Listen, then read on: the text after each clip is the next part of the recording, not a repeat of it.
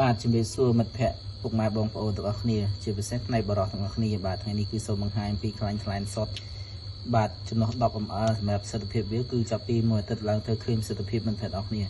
ជាខ្លាញ់ធម្មជាតិដែលយើងធ្វើដោយខ្លួនឯងចម្រាញ់ដោយខ្លួនឯងទាំងអស់គឺរបស់ខ្មែរពិត 100% អត់មាននាំចូលមកពីណាទេគឺធ្វើដោយខ្លួនឯងផ្ទាល់អញ្ចឹងគឺយើងរកបានទាំងអំបាម៉ាននោះយើងយកមកធ្វើវាចម្រាញ់វាដាក់គឺដាក់5ថ្ងៃហ្នឹងណាគឺចំអិនបែបធម្មជាតិគឺយើងដាក់5ថ្ងៃអញ្ចឹងប្រសិទ្ធភាពវាគឺល្អខ្លាំងណាស់តែមួយអាទិត្យឃើញប្រសិទ្ធភាពតែម្ដង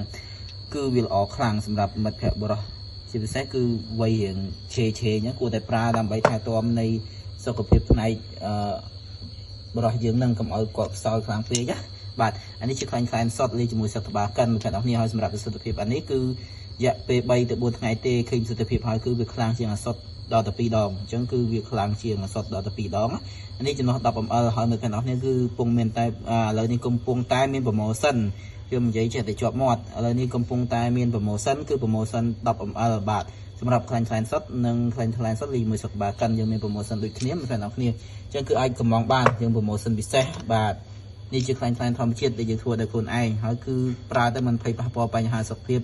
ទាំងម្លងពេលប្រើរហូតទៅអនាគតមានក្តៅកទួកាហាយរមាស់រលាករត់គឺអត់មានទេអញ្ចឹងគឺវាល្អខ្លាំងតែគ្នាអញ្ចឹងបើសិនជាចង់បានអាចតំណាក់តំណងតាម Telegram នៅលើវីដេអូនឹងបានបាទអរគុណ